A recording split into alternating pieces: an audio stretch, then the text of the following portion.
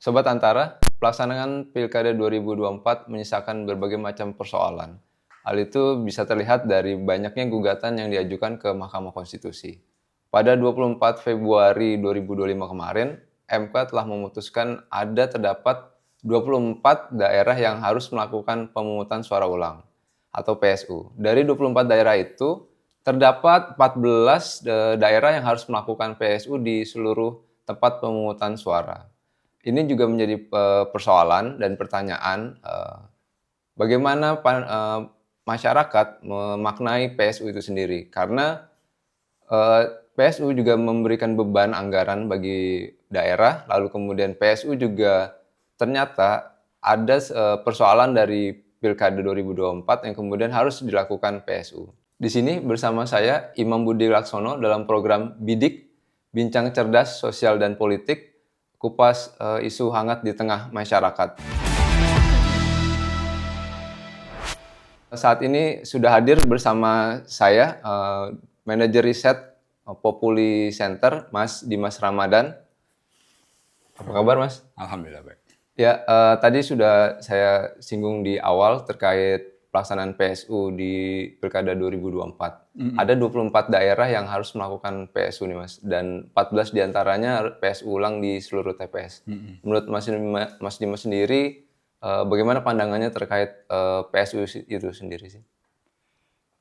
Pertama sebelum sampai ke situ ya, dari sisi lembaga yang mengeluarkan yaitu Mahkamah Konstitusi, saya kira kita perlu memaknai bahwa ini adalah upaya Mahkamah Konstitusi untuk memperbaiki citra diri tentunya. Setelah ya tahu ya di pemilu nasional ada keputusan yang sebenarnya kontroversial ya soal batas usia capres-cawapres. Nah itu yang kemudian barangkali keputusan MK soal pilkada ulang ini membawa angin segar bagi para masyarakat karena ini adalah langkah untuk mengejawantahkan keadilan dalam pemilu, begitu ya. Jadi artinya dari sekian ratus gugatan yang masuk diproses sehingga keluarlah 24 daerah yang di PSU, gitu ya. Dan fix itu adalah wilayah-wilayah yang memang ada tercederainya hak masyarakat di situ, hak pemilih ya, macam-macam ya, mulai dari daftar pemilih, pemilih suluman, kemudian TSM, kemudian lain-lain yang kemudian membuat pilkada berkurang nilai demokratisnya. Nah di sini kemudian MK memutuskan untuk diulang. Kritik di masa lalu juga bahwa MK itu kan banyak yang menyindir mahkamah kalkulator begitu ya. Artinya betul. Ketika yang kecurangan ini tidak signifikan merubah hasil, tidak diulang. Nah sekarang kita sama-sama tahu ada yang hanya satu TPS, hanya satu kecamatan, 4 TPS segala macam. Secara matematis sulit untuk membayangkan satu TPS itu bisa mengganti hasil. Tapi yang perlu kita maknai di sini adalah ini adalah upaya MK untuk menjaga demokrasi itu sendiri. Artinya ketika memang ada satu hal yang terbukti secara sah dan meyakinkan itu melanggar, misalnya merubah hasil atau kemudian ada pemilih tidak terdaftar di daftar di situ, kalau memang terbukti itu diulang. Hanya diulang di tempat yang ada masalahnya tentunya. Ya. Kalau masalahnya sistemik, baru dia diulang semuanya gitu. Sebenarnya kalau teknis itu kita bisa pasti ada lah ya. Cuman yang coba disorot di PSU ini ialah soal tentu adalah kecurangan. Kecurangan ini salah satunya ya. Salah satunya misalnya adalah kecurangan. Kecurangan ini kan bukan soal teknis gitu ya. Tapi soal tidak fairnya pemilihan. Ya, tidak fairnya pemilihan.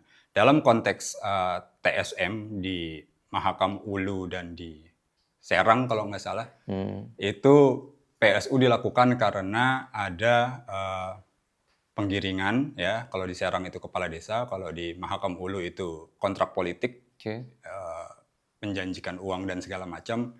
Itu domainnya lebih banyak muncul dilakukan oleh katakanlah mungkin bukan peserta tapi di luar penyelenggara. Ya, di luar penyelenggara.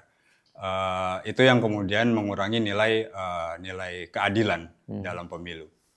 Eh, itu tentu kita tidak bisa katakan itu teknis. Tapi kalaupun kemudian kita mau bawa ranah itu ke tingkat teknis, perlu kita lihat untuk dua kasus itu apakah kemudian protes-protes atau kecurigaan-kecurigaan yang muncul sebelum hari pemilihan itu sudah dilaporkan ke Bawaslu dan apakah Bawaslu sudah meminta kepada KPU untuk diulang gitu ya. Di beberapa kasus yang diulang, Bawaslu itu ada yang sudah menegur kepada KPU ya, ada terjadi katakanlah malpraktek pemilihan gitu ya, malpraktek pemilu di TPS, direkomendasikan untuk diulang, tapi KPU bergeming, kemudian dibawa ke MK, kemudian terpaksa diulang. Artinya secara teknis itu ada, tapi sudah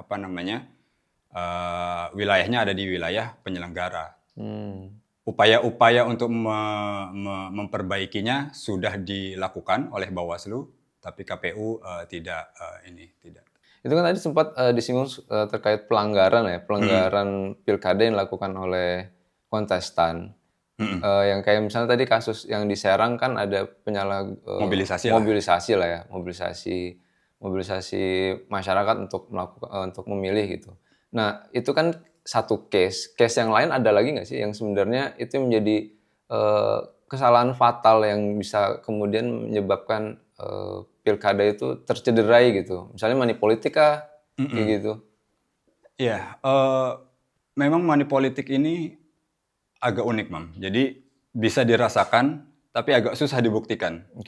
Ketika itu benar-benar harus di PSU, berarti buktinya sudah jelas sekali, gitu ya. Ada ada yang melakukan, ada orangnya yang dijanjikan, kemudian ada barang buktinya, misalnya foto, dokumen dan lain sebagainya. Tapi di luar itu kan transaksi-transaksi itu saya yakin sih sebenarnya masih banyak di daerah lain yang tidak kemudian di PSU. Ya, ada yang mungkin menggugat itu tapi buktinya tidak cukup. Ya, ada juga. Nah, kesulitannya soal politik uang ialah agak sulit untuk menghadirkan buktinya itu sendiri sebenarnya, menghadirkan bukti itu sendiri. Nah, orang membagikan uang kepada pemilih, meminta untuk memilih satu pasangan calon, belum tentu ya dari pasangan calon yang diminta. Orang bisa aja mengeles begitu, gitu ya. Belum tentu dia bukan orang saya dan lain sebagainya. Kami misalnya gitu ya, dari pasangan calon yang dituduh, kami tidak tahu siapa mereka, mungkin ingin segala macam bisa berkelit. Tapi kalau sudah sampai diputuskan PSU, berarti sudah sampai pada yang disebut dengan TSM itu. TSM ya. Terstruktur, sistematis, dan masif, melibatkan banyak orang, banyak pemilih begitu. Oke.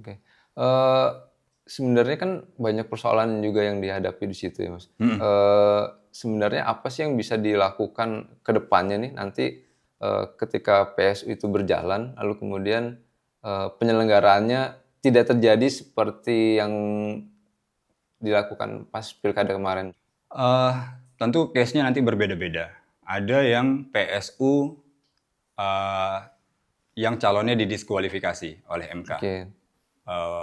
Dia kemudian rekrutmen lagi. Ada PSU yang kandidatnya tetap hanya itu saja, tapi diulang di beberapa titik saja. Ada juga begitu. Nah, tentu ini case-case-nya berbeda-beda, tapi yang jelas para penyelenggara tentu harus belajar dari pengalaman yang kemarin dalam pilkada serentak, bahwa PSU ini ongkos politiknya mahal, gitu ya. Ongkos politiknya mahal, jelas membebani keuangan, gitu ya. Apalagi di tengah program pemerintah yang sedang efisiensi ini. Nah, para penyelenggara di sini, maksudnya KPUD dan Bawaslu, perlu dengan cermat bekerja, memastikan lagi, misalnya untuk memperbaiki cara bekerja lah. Cara kerja yang udah dilakukan kemarin ya. Kemarin, misalnya begini, persoalan ijazah. Ijazah tentu dari pihak penyelenggara, dari pihak KPU tidak hanya menerima dan melihat, tapi juga tentu harus mengecek kepada dinas-dinas terkait, instansi-instansi terkait. Apa sih misalnya? Dinas pendidikan pastinya. Kemudian kalau di Papua ya, soal alamat domisili ya, alamat domisili yang berubah-berubah. Nah, yang begini-begini kan sebenarnya bisa dicek di Dukcapil. Dukcapil. Ya, ini orang sebenarnya alamatnya di mana, Oke. begitu. Nah, ada lagi soal misalnya yang soal dokumentasi, dokumen itu surat apa namanya, tidak sedang dalam masa dicabutnya hak politik, ya, Oke. karena dia masih dalam masa jeda apa namanya berstatus narapidana misalnya. Yang begini-begini kan bisa dikonsultasikan. Iya. Nah, hal-hal yang kayak begini inilah yang harusnya justru dicegah di awal. Ya, dicegah di awal, jangan sampai kemudian yang begini hal-hal yang bagi saya ya, mohon maaf, dalam tanda kutip itu sepele, bisa dikonfirmasi. Ini luput, kemudian menghasilkan kegaduhan yang lebih besar. Iya, iya. Untuk wilayah-wilayah yang tinggal menjalankan pemilihan ulang ini yang saya rasa memang yang lebih menantang, lebih challenging ya. Kita belum tahu level apatisme masyarakat begitu ya. Apatisme masyarakat, pemilu lagi begitu ya. Nah, kalau di akhir tahun itu salah satu evaluasi pemilu serentak kan voters fatigue gitu ya. Orang jenuh gitu ya. Tambah lagi pemilihan suara ulang. Khawatirnya orang semakin enggan untuk hadir ke TPS. Nah, makanya ini kerja keras dari KPU untuk bisa meyakinkan publik bahwa PSU kali ini tidak akan berjalan seperti yang sebelumnya, begitu ya. Tidak akan berjalan adil sesuai prinsip-prinsip demokrasi. Saya kira mungkin gitu dulu, Mam. Ini kan dari 24 daerah itu yang akan melakukan PSU, ada beberapa daerah yang melakukan PSU-nya itu kalau nggak salah sebelum Lebaran. Karena kan kalau KPU kan sudah memutuskan PSU dilakukan hari Sabtu. Mungkin pertimbangannya untuk partisipasi lebih tinggi. Nah, terus kemudian diterjemahkan bahwa hari Sabtu terus dilakukan sebelum Lebaran. Tanggal 22 kalau nggak salah. Nah, itu sebenarnya ada efek nggak sih nanti kemudian terjadinya pelanggaran pilkada, misalnya orang memanfaatkan momentum Lebaran lalu kemudian bagi-bagi sembako atau logistik pilkada, menurut Mas Dimas gimana? Pasti ada. Jadi itu sudah bisa diperkirakan ya potensi-potensi kecurangan yang akan muncul, karena bagaimanapun di bulan ini orang pada berlomba-lomba berbuat baik nih, gitu kan ya. Seolah-olah gitu ya. Ya mungkin benar. Tapi ada niatan yang lain, itu yang kemudian salah. Nah, tapi kita juga harus sadar bahwa keputusan MK ini final dan mengikat. Nah, terkait dengan vote buying itu sendiri, tentu ini suasananya sudah sudah semakin agak senyap, mungkin bukan senyap, agak turun tensinya. Orang yang akan memperhatikan mungkin juga lebih banyak, gitu ya. Orang yang akan memperhatikan lebih banyak. Oleh karena itu yang bisa diandalkan tentu selain peran Bawaslu dan elemen-elemen misalnya katakanlah di Gakumdu ya untuk menindaklanjuti atau mewanti-wanti agar tidak terjadi vote buying, tentu di sini nanti masyarakat yang menjadi tumpuan utama, mau tidak mau, suka tidak suka gitu ya, supaya PSU yang pemilihan yang kedua ini tidak lagi tercederai gitu ya, jangan sampai sudah PSU lagi gitu, berulang-ulang ya. Berulang-ulang gitu ya. Ya pasti udah diantisipasi, sudah terpikirkan lah soal modus-modus berbagi kebaikan, modus-modus untuk iming-iming ya dan lain sebagainya. Sobat Antara, kita rehat sejenak. Nanti kita akan menyaksikan pernyataan dari beberapa masyarakat yang akan ditanyai mengenai pendapat mereka terkait PSU ini.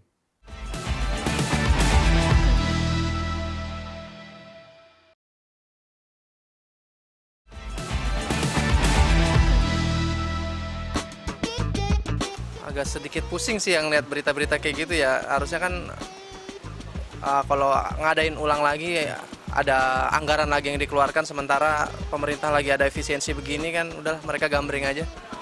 terkait pemungutan suara ulang, mungkin kalau misalnya hal itu dilakukan untuk menjunjung ya asas keadilan atau mungkin membuat pemilihan itu menjadi lebih adil, lebih mungkin bahasa ini lebih fair play gitu ya, itu saya sih mendukung ya kan.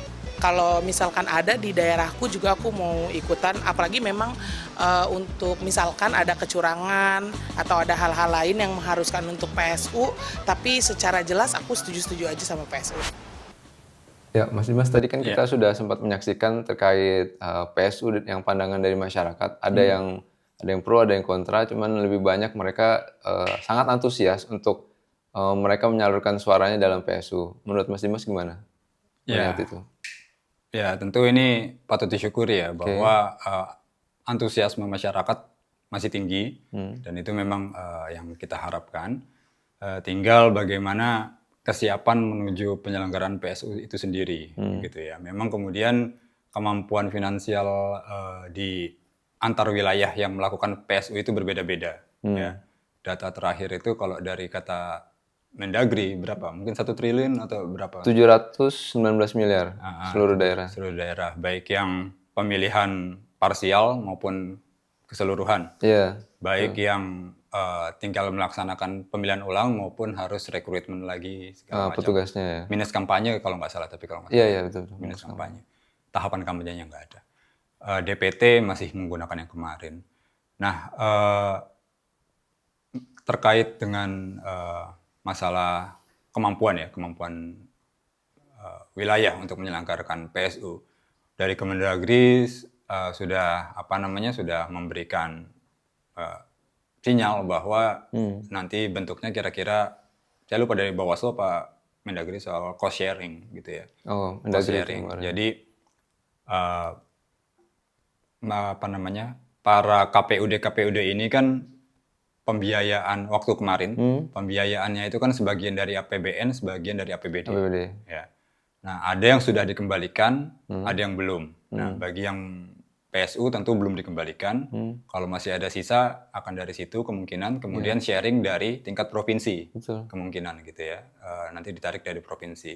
Nah, dari provinsi, kalaupun dia angkat tangan, nanti akan dari pusat, ya artinya dari APBN. Jadi, memang semua sedang bekerja keras untuk memastikan PSU bisa berjalan sesuai dengan perintah MK yang final dan mengikat, dan berupaya keras untuk menjamin supaya keadilan pemilu yang demokratis itu bisa terpilih.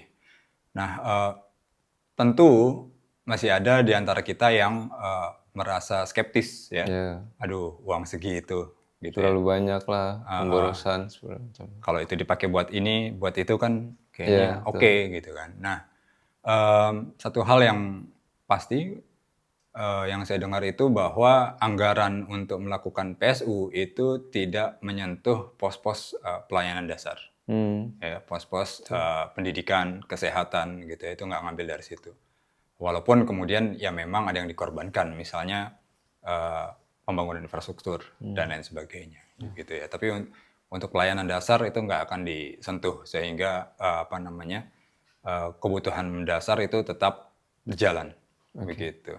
Nah, itu satu. Kemudian yang kedua, tentu ya kita juga berharap tadi soal skeptisisme masyarakat soal anggaran yang dikeluarkan untuk PSU, bahwa saya berharap PSU ini bukan hal terakhir. Ya, kita tidak berhenti sampai di PSU. Tentu kita berharap bahwa DKPP ya setelah ini mampu melakukan investigasi terhadap para penyelenggara khusus di wilayah yang PSU ini. Begitu, 24 daerah itu ya. Ya, karena dampak yang ditimbulkan juga besar, begitu ya, mengorbankan APBD, uang yang notabene berasal dari masyarakat yang harusnya juga dialirkan lagi untuk pelayanan kepada masyarakat, itu dipakai untuk PSU. Pembangunan tertunda karena kepala daerah definitifnya nggak juga molor, begitu ya. Banyak sekali agenda-agenda besar yang dikorbankan. Oleh karena itu, tentu kita berharap keadilan pemilu tidak berhenti sampai PSU, tapi juga sampai keputusan status para penyelenggara ya baik oke. itu KPUD maupun Bawaslu. Bawaslu ya. Kita tidak harapannya sih apa namanya? Ini memang masalah kompetensi gitu ya. Masalah kompetensi, masalah khilaf lah. Gitu ya, khilaf. Oh iya itu harusnya jangan dilolosin karena ijazahnya nggak pas misalnya, tidak memenuhi syarat, khilaf. Tapi tentu itu tetap harus diselidiki, diinvestigasi untuk apa namanya? Ya untuk semakin menjamin lagi lah apa namanya? Keadilan sudah berdiri terkait dengan soal pemilu. Bukan cuma pemilu yang diulang tapi juga perlu ada perbaikan, punishment terutama apabila terbukti misalnya secara sengaja melakukan pembiaran atau bahkan mungkin terlibat kong kali kong dengan peserta gitu ya, sehingga harus di PSU lagi. Nah itu saya kira dua hal itu yang bisa perlu agenda besar itu yang perlu dikawal sampai selesai. Ini kan terkait, saya kembali lagi terkait antusiasme masyarakat yang tadi sempat dibicarakan di pendapat masyarakat. Ini kan kalau dari data yang ada, pas Pilkada 2024 itu tingkat partisipasinya 71%. Lalu kita bandingkan di pemilu 2024, Pilpres, Pileg gitu, itu 82%. Artinya ada penurunan. Nah, kalau Mas Dimas sendiri seberapa optimis tingkat partisipasi masyarakat itu bisa naik atau tetaplah minimal daripada pilkada yang lalu? Pilkada kemarin 71% soalnya.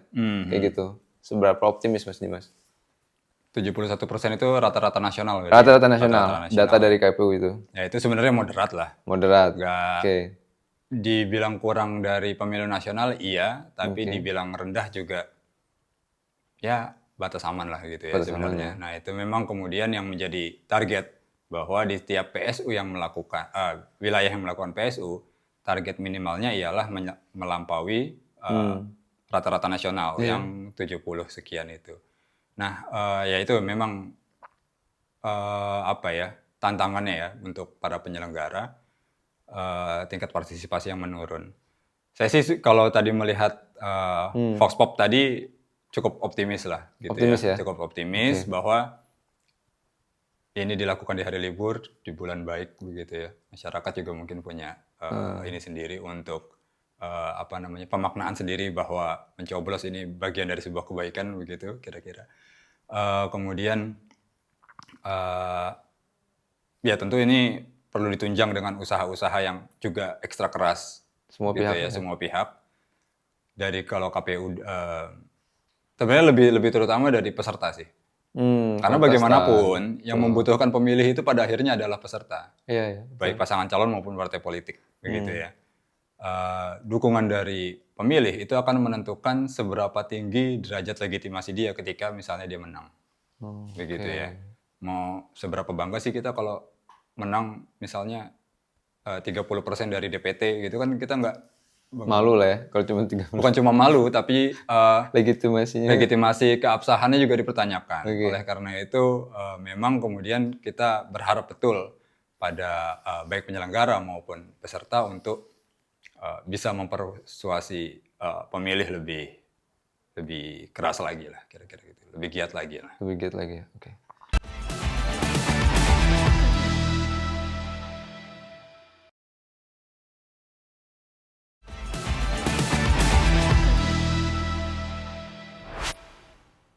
Baik, Sobat Antara, pelaksanaan PSU masih dihantui dengan tingginya beban anggaran daerah. Ini menjadi persoalan karena PSU dilaksanakan di tengah rencana pemerintah dalam melakukan efisiensi anggaran. Kementerian Dalam Negeri sudah menyebutkan bahwa anggaran PSU di 24 daerah sekitar 719 miliar. Kita akan ngobrol lebih lanjut dengan Mas Dimas terkait beban anggaran yang akan ditanggung di PSU ini, gitu Mas. Ini sebenarnya gimana Mas Dimas memaknai bahwa PSU satu sisi sebenarnya kita butuh, cuman satu sisi lain ada pos anggaran yang harus ditanggung, yang harus lebih besar ya di APBD kita kayak gitu. Karena kan lebih fokusnya akan digunakan dari APBD bukan APBN kan sebenarnya. Betul. Menurut Mas Dimas gimana? Ya, bagaimanapun juga PSU ini sudah dia amanah MK, perintah MK, maka seperti saya bilang di awal tadi, mau dunia gonjang-ganjing pun ya PSU harus dijalankan gimana pun caranya. Tentu akan ada pendampingan dari Kemendagri kepada wilayah-wilayah yang diperkirakan tidak akan mampu menyelenggarakan PSU yang bersumber dari APBD mereka. Nah, yang unik itu baru-baru kemarin itu ada kabar PSU di Provinsi Papua.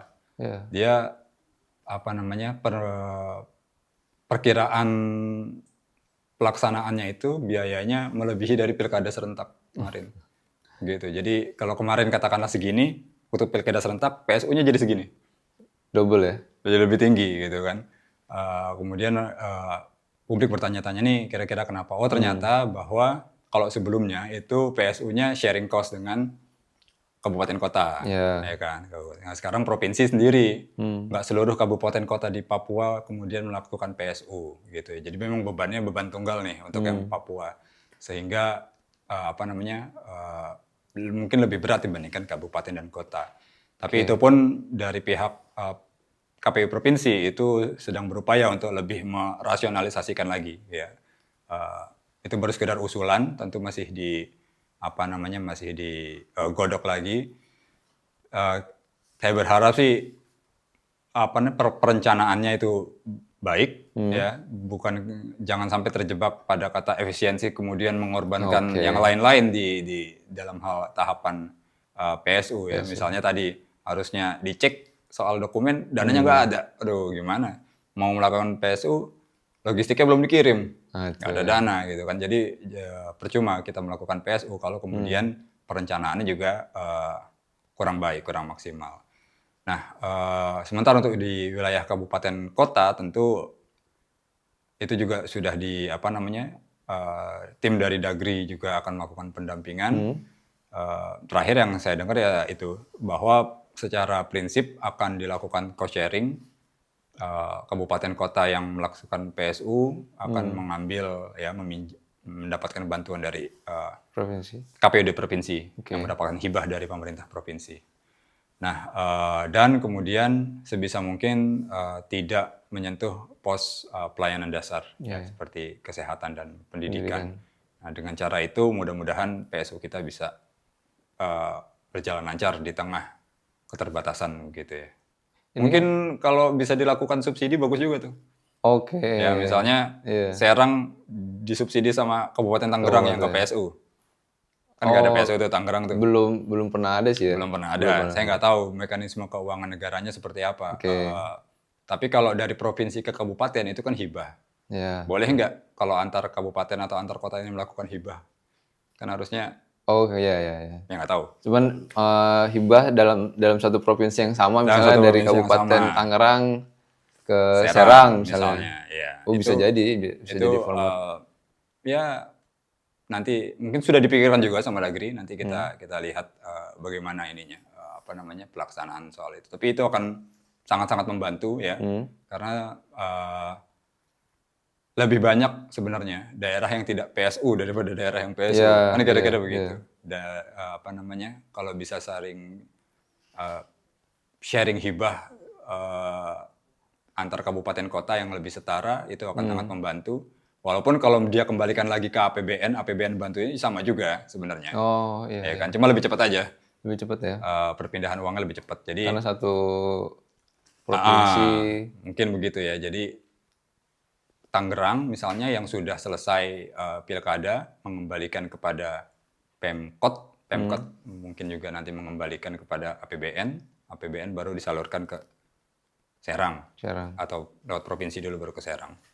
Pada akhirnya akan muter-muter juga di situ sebenarnya, tapi yang jelas ini sistemnya mekanisme cost sharing. Jadi harusnya kita ya cukup optimis lah harusnya terkait dengan pendanaan ini. Sebenarnya ada nggak sih format lain yang kemudian bisa budget dari penyelenggaraan PSU itu bisa ditekan gitu?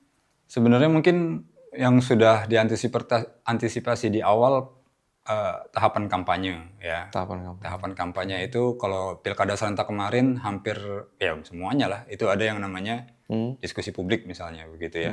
Debat kandidat itu melibatkan stasiun TV, media massa dan lain sebagainya itu apa namanya. Kemudian ada baliho, ada spanduk yang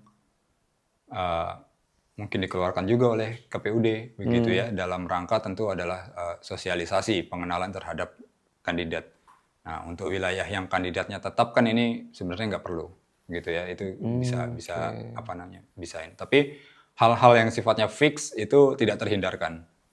Ya, misalnya kotak suara, ya kotak suara, surat suara, logistik gitu ya. Logistik PSU. Logistik sampai dengan tingkat TPS ya, mulai dari kertas suara, kotak suara, distribusinya, kemudian pengadaan TPS-nya itu sendiri, sampai personil-personilnya itu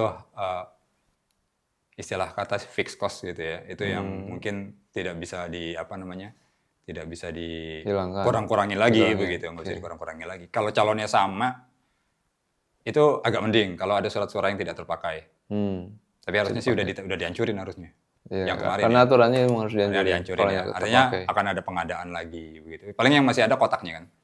Kotak suara ya mudah-mudahan masih pada bagus kondisinya gitu ya. Artinya penyelenggara pun harus lebih selektif dalam menentukan pos-pos pengeluaran PSU seperti itu ya. Betul. Biar tidak terlalu over budget. Tidak terlalu over budget, tapi juga tetap berjalan lancar gitu ya. Jangan mentang-mentang sudah dijamin ini harus terselenggara, masang biayanya yang jor-joran juga gitu kan, pengeluarannya yang jor-joran juga.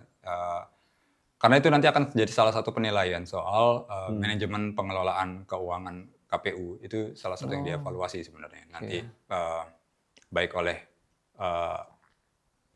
Pemda ataupun KPU di tingkat atasnya, itu termasuk yang dievaluasi para komisioner ini. Bagaimana mereka mengelola keuangan pemilihan umum gitu atau pilkada.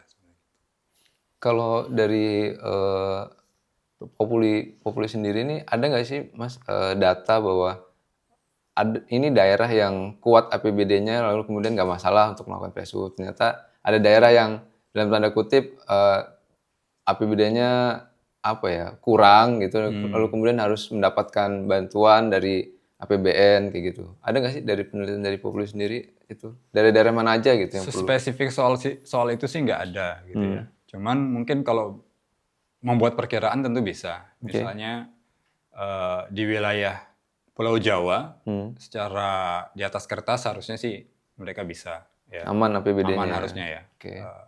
Lain halnya misalnya Empat Lawang lah, Pesawaran lah, yang di luar Jawa ya, yang mungkin membutuhkan bantuan juga gitu ya.